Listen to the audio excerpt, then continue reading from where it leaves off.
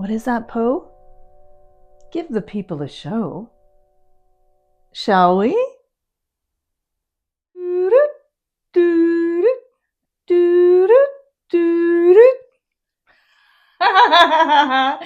Hello, everybody. It's Tanya here. Do you like my outfit? Do you like my crow, Poe the crow?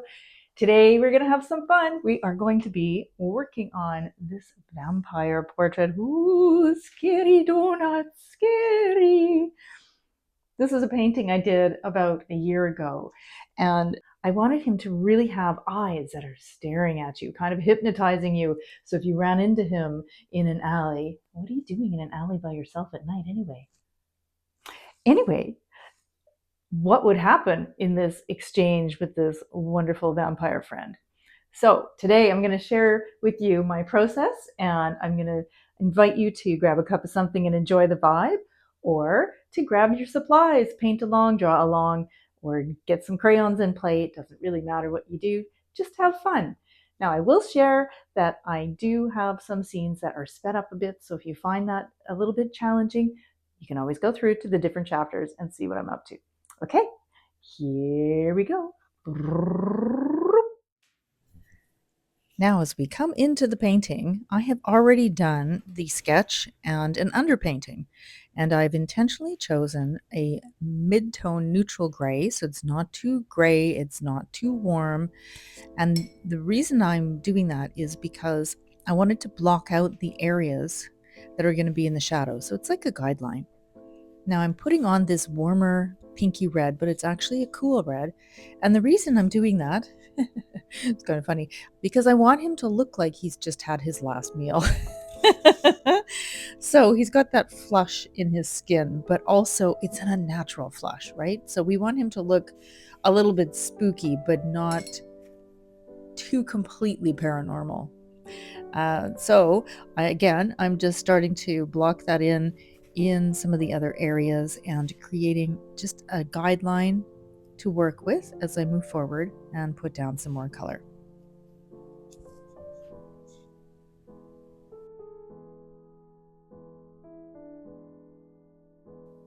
Right, now with that blocked in, unfortunately I have to say that I'm missing a couple pieces of footage. I don't know where it went, so my apologies. But all you've really missed is the fact that I put in a background, and you can choose whatever color you like depending on the feeling that you want for your portrait.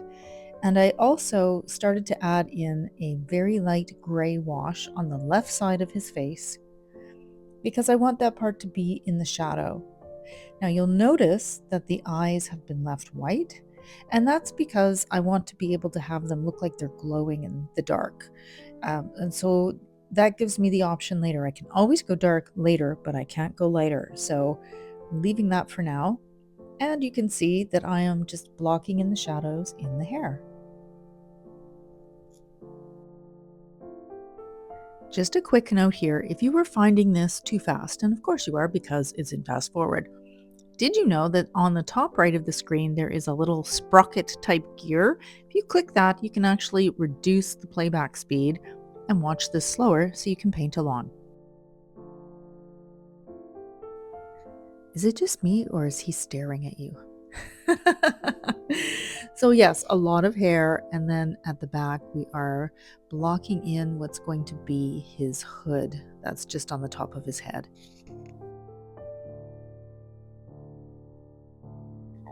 So I've added this light green outline to his eyes because I want them to look like they're glowing.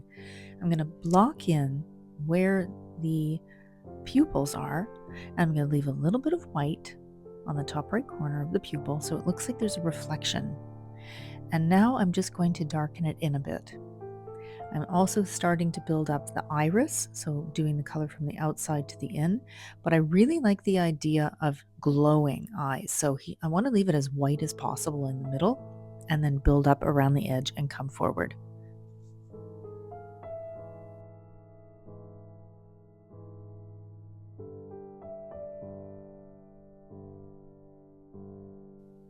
Now don't forget to paint the inside of the eye and around the eye.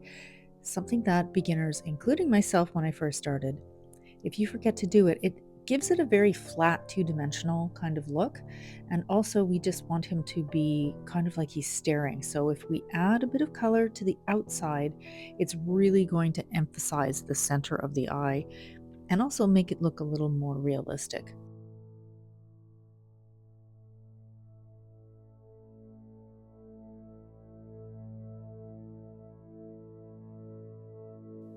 Now this is a bit further in the process.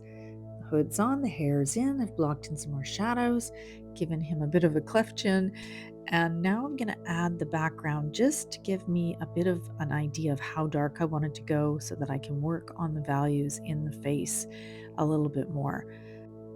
I'm using one of my favorite paints, which is Soda Light by Daniel Smith, and putting it in areas where I feel like I want a little bit of texture, a little bit of shadow, and then adding water into some of the areas so that it disperses with a little bit of color, but also giving me that diversity of texture, which is really pretty, especially with a paper like this one.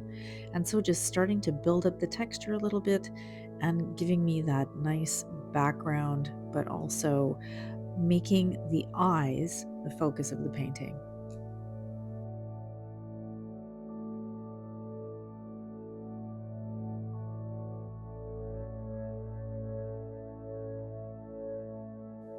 Some more shadows have gone in, I've built up the color in his face a bit, and now I'm using a gel pen because there's some areas where I feel like I've painted too much shadow and it's gone a little bit too flat. Don't be afraid to use your gel pens, markers, crayons, pencil crayons. It's not cheating.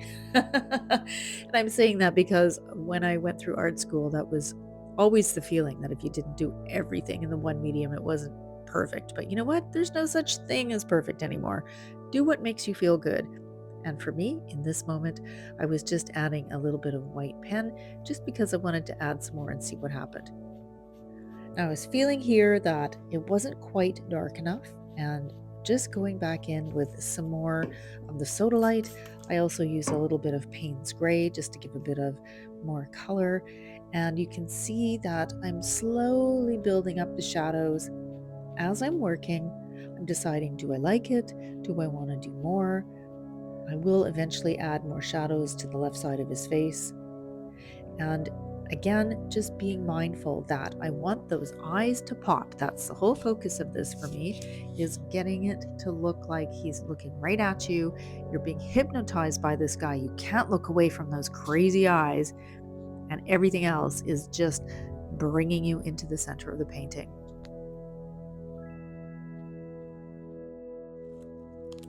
And now it's time for our favorite part of the process. It is the tape peel. Let's see how this marvelous creature looks.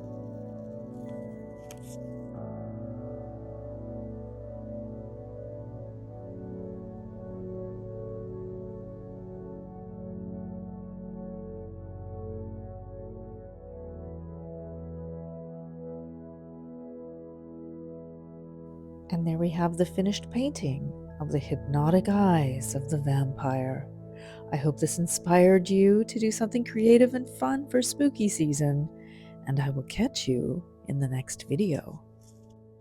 Or will I? Dear friend, why are you here, alone at night? Don't you know the wild things are out to give you a fright?